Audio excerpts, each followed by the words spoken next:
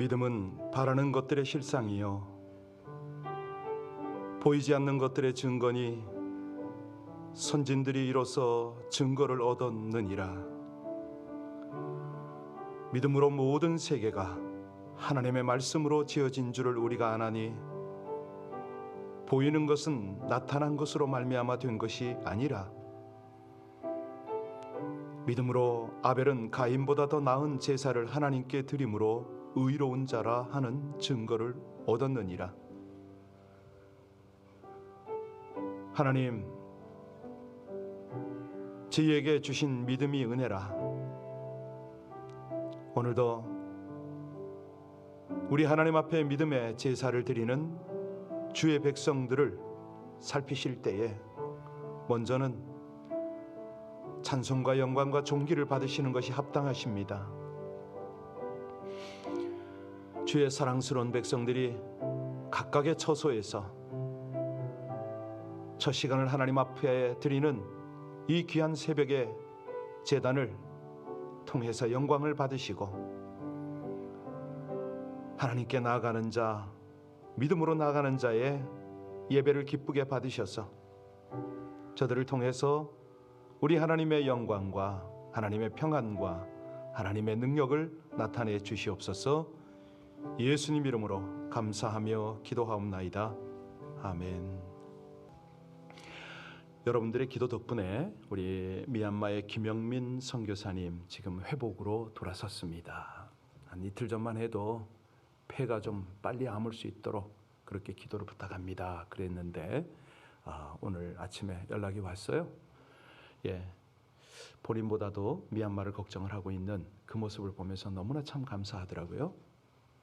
어제는 한 분이 지난 주일날 나눴던 멕시코 여자 선교사님, 온몸에 실핏줄이 터져서 먹는 것처럼 보였습니다 라고 했던 그 기도 제목을 가지고 기도하시다가 연락이 왔어요. 목사님, 그분의 병명을 정확히 알면 제가 약이라도 좀 구해서 보내고 싶습니다. 제가 전화를 했죠. 그랬더니 아주 희귀한 암이랍니다. 안타까운 것은 그분의 성함을 제가 지금 기억을 못합니다. 그냥 여자 선교사님이세요. 여러분, 그 정도 되면 쉴 수 있지 않을까요? 그 정도 되면 쉬어도 하나님 뭐라고 그러겠습니까? 너무 위험한 상황인데, 기저질 환자인데, 그 코로나가 창궐을 하는 멕시코에서 뭐 그렇게 답답하고 아쉬운 일이 있다고 선교에 헌신합니까? 아침에 중보를 하는데 마음이 너무 저려오더라고. 하나님, 도처에 이런 선교사를 세우셔서 감사합니다. 오늘 아침에는요, 우리 월요일 아침마다 세계 각지에 있는 선교사를 위해서 기도하는데 특별히 우리 김영민 선교사님, 세계 각국의 이름 모를 그런 곳곳에 이름 없이 선교하는 우리 선교사님들 올려드리며 기도합시다. 저들이 우리처럼 백신 접종도 못하고 현지인과 똑같이 그렇게 위험에 노출이 돼서 헌신을 하고 있습니다. 하나님이 붙들어주지 않으면 또 설령 그들과 함께 감염이 되어서 하늘나라 가더라도 우리 하나님이 저들을 통해서 영광을 나타내실 거 아닙니까? 아침에 너무 감사한 것이 저렇게 헌신되어진 선교사들을 주셔서 감사하고 저들의 연약함과 그 헌신을 통해서 구원하시고 영광을 나타내시는 하나님의 은혜가 너무 감사하더라고요. 이 시간에 우리 하나님, 도처에서 이렇게 살아가는 주의 백성들을 통해서 영광을 나타내시옵소서. 우리 합심으로 함께 간절히 주님 앞에 기도 올리겠습니다. 하나님, 감사합니다. 주의 마음을 느끼고 주의 백성들을 향하여 주의 일꾼들을 중보하며 기도하게 하셔서 진실로 감사합니다. 하나님, 우리 김영민 선교사 끝까지 저를 붙들어 주시고 미얀마를 품게 하시며 그 코로나의 위기 속에서 자기가 투병을 하면서 목숨을 내어놓고 그 땅을 섬기게 하심을 감사를 드립니다. 하나님, 우리 멕시코의 여선교사님, 저의 이름 알지 못하지만 저가 그 희귀한 암을 투병 중에도 그 멕시코를 품고 끝까지 하나님 앞에 헌신하게 하심을 감사합니다. 하나님, 우리의 생명이 살아도 주의 것, 죽어도 주의 것인데 우리 하나님의 구원의 역사에 동참할 수 있도록 이처럼 은혜 주셔서 감사합니다. 하나님, 저희가 무엇을 하겠습니까? 저들과 함께 동역할 수도 없고 우리가 물질이 있어서 저들을 돕는 것도 아니요, 어떤 방법으로도 우리의 역할은 너무나 미미함을 고백합니다. 할 수 있어 주님 앞에 중보하는 것, 이것밖에는 달리 방법이 없음을 고백하오니 하나님의 긍휼이 오지에서, 특별히 코로나의 열악한 상황 중에서 하나님을 향하여 헌신하는 주의 신실한 선교사님들에게 함께하여 주셨어요. 아버지 하나님, 이 위기를 통해서도 여전히 구원의 역사를 이루시는 우리 하나님의 뜻을 바라보고 우리 하나님의 역사 가운데 동참하게 하여 주옵소서. 저들의 고통을 거두어 주시고 저들의 아픈 마음들을 만져주시며 저들의 상처를 치유하여 주셔서 하나님, 살던 죽던 주님의 구원의 역사를 이루시기를 간절히 원합니다. 하나님만이 이 모든 일을 통해서 영광을 나타내실 수 있음을 믿음을 감사하며 신실하신 우리 주 예수 그리스도 이름으로 간절히 기도하옵나이다. 아멘. 하나님의 말씀은 시편 18편 20절로 31절의 말씀입니다. 30절까지를 봉독할까요? 하나님의 말씀 시편 18편 20절로 30절까지를 같이 봉독합니다. 같이 봉독하시겠습니다. 여호와께서 내 의를 따라 상 주시며 내 손의 깨끗함을 따라 내게 갚으셨으니 이는 내가 여호와의 도를 지키고 악하게 내 하나님을 떠나지 아니하였으며 그의 모든 규례가 내 앞에 있고 내게서 그의 율례를 버리지 아니하였음이로라. 또한 나는 그의 앞에 완전하여 나의 죄악에서 스스로 자신을 지켰나니 그러므로 여호와께서 내 의를 따라 갚으시되 그의 목전에서 내 손이 깨끗한 만큼 내게 갚으셨도다. 자비로운 자에게는 주의 자비로우심을 나타내시며 완전한 자에게는 주의 완전하심을 보이시며 깨끗한 자에게는 주의 깨끗하심을 보이시며 사악한 자에게는 주의 거스름을 보이시리니 주께서 곤고한 백성은 구원하시고 교만한 눈은 낮추시리이다. 주께서 나의 등불을 켜심이여 여호와 내 하나님이여 내 흑암을 밝히시리라. 내가 주를 의뢰하고 적군을 향해 달리며 내 하나님을 의지하고 담을 뛰어넘는 나이. 하나님의 도는 완전하고 여호와의 말씀은 순수하니 그는 자기에게 피하는 모든 자의 방패시로다. 아멘. 여러분, 집도 절도 없이라는 말 기억하시죠? 그 말의 뜻이 뭘까요? 집 없는 사람의 마지막 보금자리는 절이다, 이런 뜻도 있겠지만 이거를 지금의 미얀마의 상태다라고 비교를 하네요. 김영민 선교사가 저한테 보낸 글이에요. 이 보금자리라는 거 어쩌면 부모의 품처럼 당연히 있어야 할 그런 집, 이런 집이 없다는 거예요. 자기의 신세를 말하는 것 같습니까? 아닙니다. 미얀마의 상태가 병들어 떠도는 사람들을 받아주는 절이 있다는 거예요. 절이 있다는 거. 이 참혹한 미얀마의 상태를 선교사님이 묘사를 하고 있더라고요. 미얀마의 시계가 숨을 헐떡이며 돌아간다는 거예요. 오늘도 시체를 태우는 화장터마다 절에서 나온 자원봉사자들로 분주하답니다. 시체를 나르고 태워주고 그 몸을 장사를 지내준다는 거예요. 그렇게 부모가 되어주고 보금자리가 되어주고 그들의 인생 속으로 각인이 되고 사라진다. 선교사님은 자기가 회복되었다고 좋아하기에는 너무 아픈 백성들의 고통 소리로 하루가 지난답니다. 여러분에게 자신의 건강 회복을 위해서 기도해 주셔서 너무 감사하다고, 지금은 많이 회복이 되었기 때문에 일상생활로 돌아가고 있답니다. 여전히 미얀마 사람들을 위해서 기도하고. 여러분 어떤 느낌이세요? 이 새벽에 지금 몇몇 분들이 지금 온라인에 들어와 계시잖아요. 여러분들 새벽 깨우고 함께 예배하는 모습 너무 귀합니다. 감사합니다. 그런데요, 지금 우리의 동역자들은 이런 마음으로 오늘 하루도 살아가고 있습니다. 똑같은 인생길을 가고 똑같은 신앙생활을 하는데 참 이런 모습들은 우리에게 선한 도전이 되지 않나요? 저는 나이가 60이 넘어도 동료들의 이런 헌신의 모습을 보면 마음이 울컥울컥하고 나 뭐하지? 라는 생각이 들기도 합니다. 사실 우리가 선교를 합시다, 헌신합시다, 선교하면 교회 부흥합니다. 제가 그런 얘기 들을 때마다 참으로 마음속에 저림이 있어요. 이건 뭐지? 여하튼 간에 오늘 이제 본문을 우리가 묵상해야 되는데, 여러분도 그렇지만 다윗은 하나님의 특별한 은혜를 받은 사람입니다.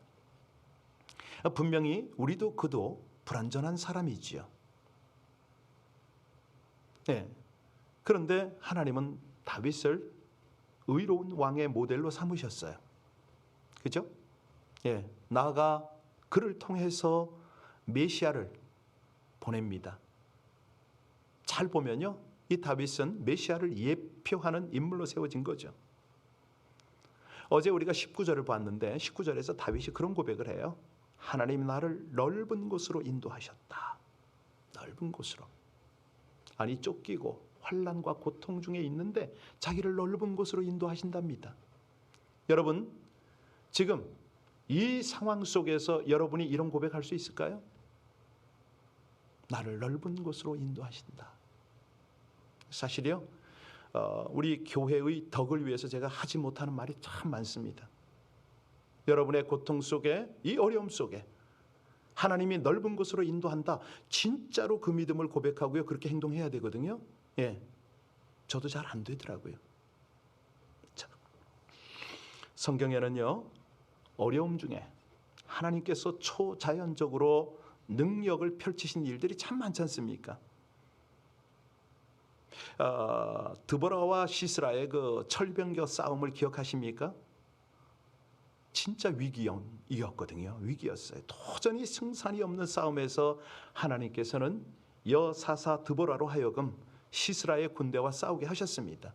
사사기 4장 5장에 나오는데, 그때 이 시스라는요, 철병거 900승을 가지고 있었거든요.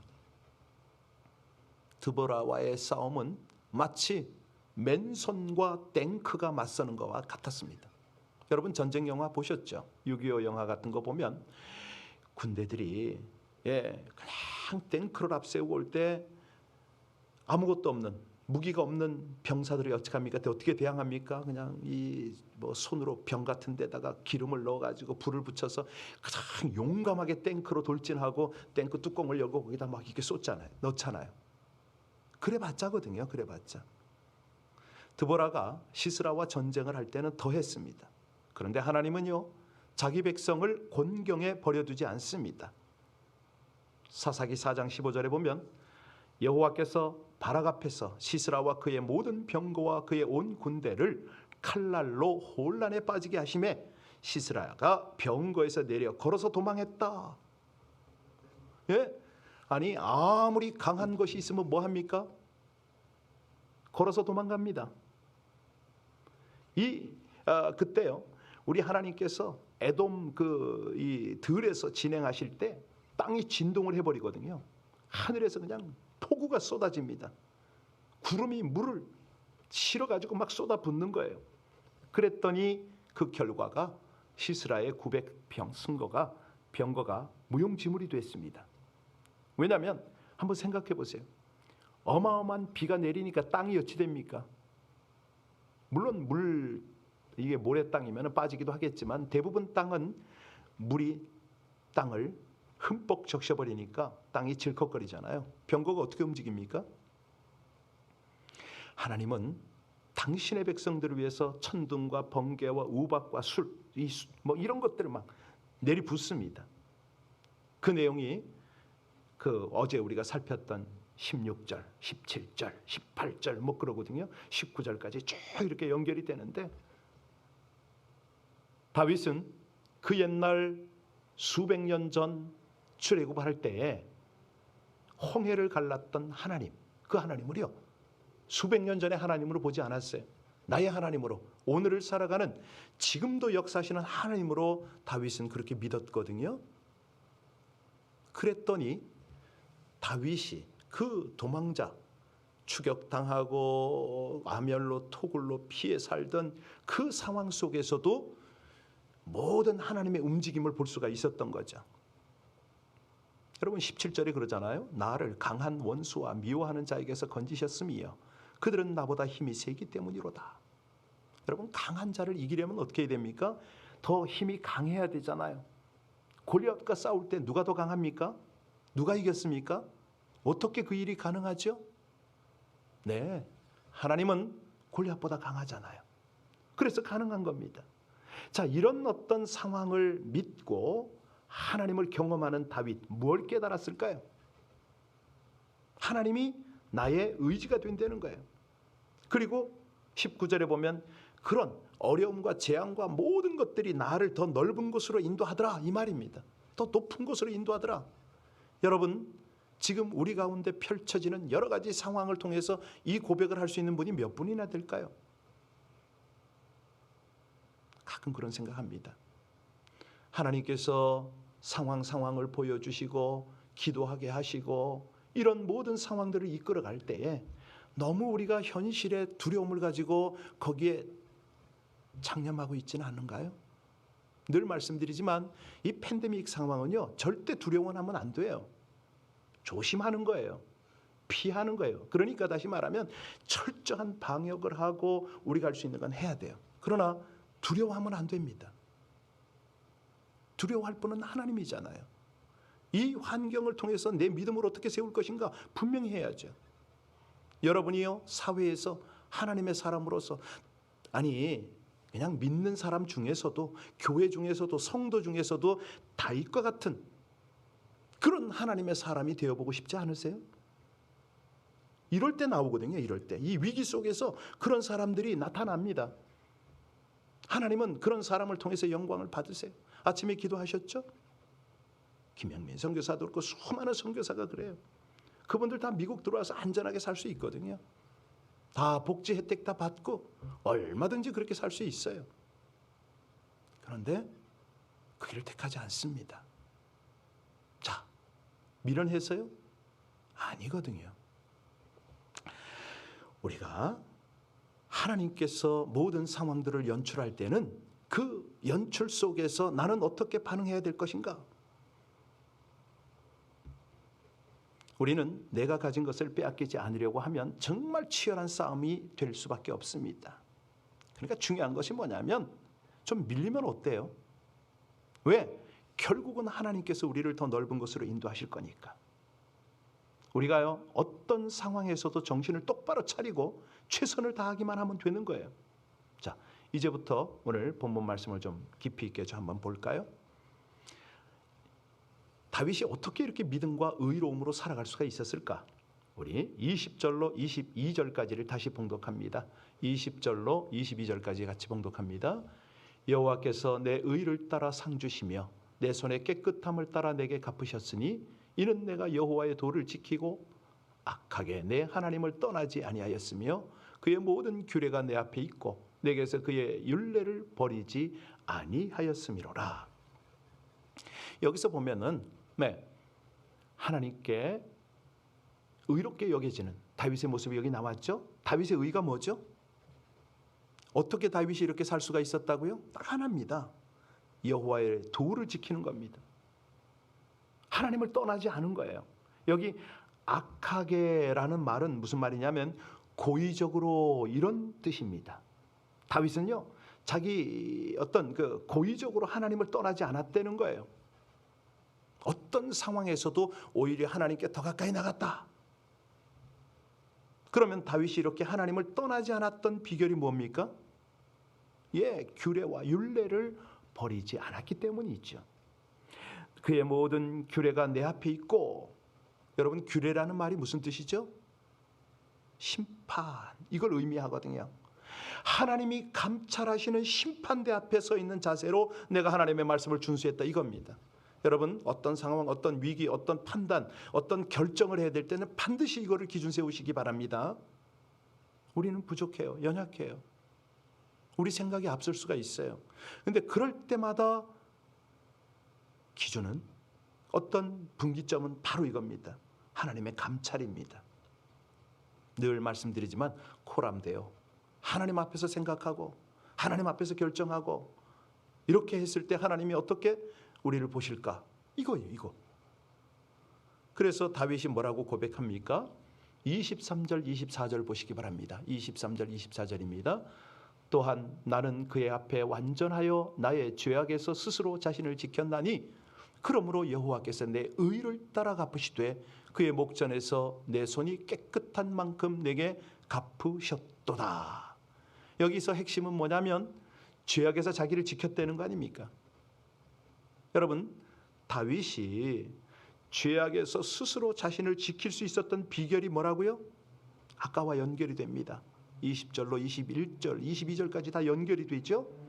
항상 하나님 앞에 살아가는 것 아닙니까?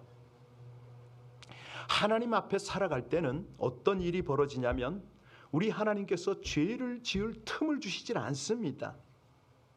여러분, 그렇지 않나요? 우리가 여유가 없으면, 돈이 없으면 죄 짓나요? 안 짓거든요. 그렇습니다. 그래서요, 가장 불쌍한 사람이 어떤 사람인지 아세요? 그 알량한 돈 몇 푼 가지고 할 일도 없이 헤매는 사람, 제일 불쌍합니다. 그거 가지고 온갖 생각 다 하거든요. 뭘 먹을까, 뭘 마실까, 누굴 만날까, 어떤 즐거움을 누릴까. 정말 불쌍해요. 아니, 돈 가지지 말라는 얘기 아니고요. 아주, 예. 그래서 절대로 그런 사람을 부러워하지 말라, 이 말입니다. 돈 좀 있고 할 일 없으면 어떡합니까? 예, 사우나 갑니다. 골프 칩니다. 나쁘다는 거 아니에요. 그런데에 온갖 마음과 정신을 빼앗기면 뭡니까? 반드시 거기서 죄 짓는 쪽으로 빠지거든요. 그러니까 결코 행복한 일이 아닙니다. 운동은 건강하게 해야죠. 네. 골프 치고 뭐 사우나 가는 게 잘못됐습니까? 아니거든요. 그런데 하나님 앞에서 하라는 거예요. 하나님 앞에서. 의인들이요, 완전할 수밖에 없는 것은 뭐냐면 죄를 짓기만 하면 하나님께서 간섭을 하시니까 죄를 점검하고 그 죄를 토해낼 수밖에 없는 거예요. 하나님 앞에 있으니까. 그런데 하나님께서는 믿음이 좋다고 기뻐하시잖아요. 칭찬하시잖아요. 상급 주시잖아요. 우리 하나님께서는 그런 부분에 있어서는 철저하세요. 하나님 앞에 살아가는 백성들을 기쁘게 보실 뿐만 아니라 돕지요. 그리고 그들을 통해서 하나님의 영광을 드러내시죠. 그들의 후손에게 복을 주시죠. 우리가 처음으로 예수 믿는 것은요, 내 공로는 전혀 없습니다. 100% 하나님의 은혜입니다. 그런데 그 후에 얼마나 풍성한 삶을 사느냐, 이것은요, 우리 태도입니다. 우리의 믿음의 반응이에요. 거기에 따라 다 달라지죠. 특별히요, 다른 사람에게, 다른 선교지에 얼마만큼 많이 베푸냐, 여기에 따라서 그 나중은 달라지죠. 제가 어제 너무 감동을 받았어요. 월페어 받는 권사님이, 목사님, 새벽 예배 통해서 그 멕시코에 멍든 선교사님 이야기가 제 마음에 새겨졌습니다. 제가 오늘 약국에 갔는데 약사에게 묻는데 그 병을 정확하게 알아야 약을 처방하겠답니다. 어떻게 하든 제가 돕고 싶습니다. 제가 그 말을 듣는데 찡 오는 거예요. 이거지, 이거. 돈이 아무리 많으면 뭐해? 아무리 신앙생활하면 뭐해? 다 흘려 듣잖아요. 잠깐 기도하면 끝인데 이렇게 하나님의 마음이 그 속에 있고 그 마음에 감동에 반응을 하니까 저를 부끄럽게 만들더라니까요. 저도 기도 한번 하고 왔잖아요. 불이 나게 수소문했습니다. 그 자리를 만든 선교사님께 전화를 했어요. 어제 전사님, 나 그분 성함 모르는데 이렇게 알려주시더라고요. 그렇습니다. 베푸는 그 마음에 하나님의 풍성함이 있을 거라는 거죠. 자, 이제 25절로 27절 볼까요? 25절로 27절까지 같이 읽겠습니다. 자비로운 자에게는 주의 자비로움을 나타내시며 완전한 자에게는 주의 완전하심을 보이시며 깨끗한 자에게는 주의 깨끗하심을 보이시며 사악한 자에게는 주의 거스르심을 보이시리니 주께서 곤고한 백성은 구원하시고 교만한 눈은 그렇습니다. 우리가 남에게 자비로우면 주님이 나에게 자비로운 하나님이에요. 우리가 하나님의 이 긍휼과 복을 계속 받는 비결은 뭐예요? 남에게 자비를 끊지 말아라. 기도하고 함께 마음을 나눠봐라. 이거 아닙니까? 우리가 하나님 앞에 완전할 수는 없습니다. 그런데 완전하려고 하나님의 말씀을 준행하려고 몸부림칠 때 그때 하나님이 우리를 도우신다는 거죠. 다른 사람에게 이런 하나님의 마음을 자꾸 전하려고 노력을 할 때 하나님께서 우리에게도 도움을 주시지만 우리를 통해서 도움이 흘러가게 한다는 거예요. 여러분, 어제 우리 캘리포니아에 예상 못한 비가 왔잖아요. 얼마나 감사합니까? 이거는 가뭄을 위해서 죄송합니다. 그동안의 가뭄을 위해서 산불 피해 때문에 기도했던 성도들의 기도에 응답이기도 하지만 동시에 악한 자나 선한 자나 모두에게 비를 주신 그 하나님의 은혜입니다. 하나님이요, 그런 말씀을 하세요. 하나님의 온전하신 같이 너희도 온전하라. 그러니까 믿는 자나 믿지 않는 자나 모두에게 사랑을 베풀 때 하나님은 우리로 하여금 믿는 자나 믿지 않는 자에게 사랑을 받게 하고 신뢰를 받게 하십니다. 그거거든요. 하나님께서는요, 깨끗한 자에게 더 깨끗함을 보이신다. 더러운 욕심을 버릴 수 있는 한은 그렇게 하려는 거예요. 자, 이것이야말로 등불로 흑암을 밝히는 겁니다. 28절로 30절까지 읽고 마치겠습니다. 같이 읽습니다. 주께서 나의 등불을 켜시며 여호와 내 하나님이 내 흑암을 밝히시리이다. 내가 주를 의뢰하고 적군을 향해 달리며 내 하나님을 의지하고 담을 뛰어넘나이다. 하나님의 도는 완전하고 여호와의 말씀은 순수하니 그는 자기에게 피하는 모든 자의 방패시로다. 여러분, 우리에게 용기가 필요합니다. 나 혼자 말씀대로 살다가 손해보지 않을까? 왕따 당하지 않을까? 두려워하지 마십시오. 다윗은요, 그 모든 역경을 딛고 이스라엘의 왕으로 영광을 얻는 비결을 완전하게 터득을 했어요. 그 비결이 뭐죠? 하나님이 반드시 나를 지키신다. 하나님의 규례를 따르기만 하면 하나님의 빛이, 하나님의 사랑과 구원과 역사가 나를 통해서 흘러간다. 한마디로 그렇게만 살면 완전한 능력 안에서 내가 살아갈 수 있다. 그 고백을 한 거 아닙니까? 여러분들, 그 하나님의 완전한 능력 안에서 살아가시기를 주의 이름으로 간절히 축원합니다. 기도하시겠습니다. 환난에서 건져주시는 하나님, 끈질기게 헤아려는 대적들을 따돌리시고 재앙이 미치지 못하는 길로 인도하심을 찬양드립니다. 많은 상황 속에서 말씀을 벗어나 살고 있었고 바쁜 일들로 인하여 말씀을 까먹을 때가 많음을 고백합니다. 간구하옵기는 항상 말씀 앞에 서기를 소원합니다. 캄캄한 어둠 속에서도 하나님의 말씀을 붙잡으면 환한 길을 찾도록 인도하심을 믿사오니 세상을 신뢰하거나 두려워할 것이 아니라 오직 하나님을 철저하게 신뢰하며 말씀을 의뢰하게 하여 주시옵소서. 현재의 위기는 이길 힘을 주시고 미래의 길은 밝혀주시는 하나님의 말씀을 붙잡고 묵상하며 오늘도 장벽을 넘고 대적을 돌파하는 믿음으로 하나님을 기쁘시게 하는 날을 살게 하여 주시옵소서. 예수님 이름으로 기도하옵나이다. 아멘. 오늘도 하나님의 말씀 앞에서 성령께 민감하게 반응하며 살아가는 우리 될 수 있도록 하나님 앞에 그렇게 기도하겠습니다.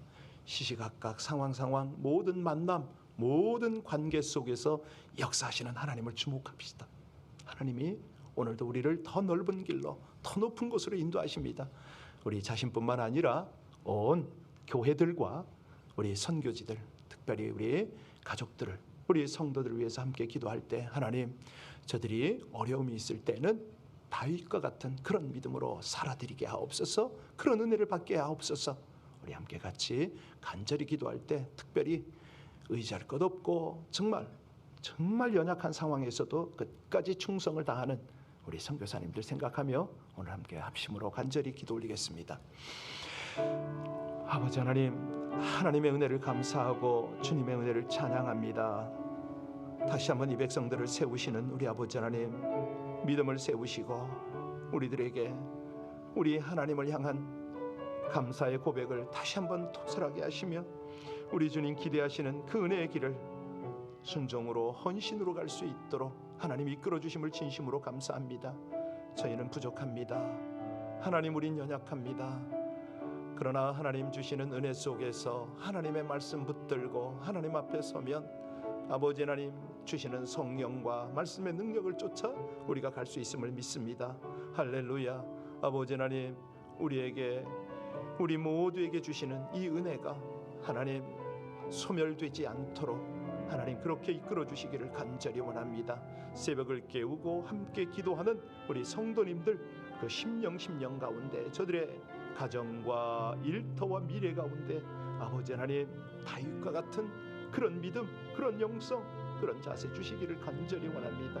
이 새벽에 하나님께서 주시는 은혜가 너무나 귀하고 감사합니다. 우리의 잠자는 영을 깨우시고 하나님의 의로운 길로 인도하심을 진심으로 감사를 드립니다.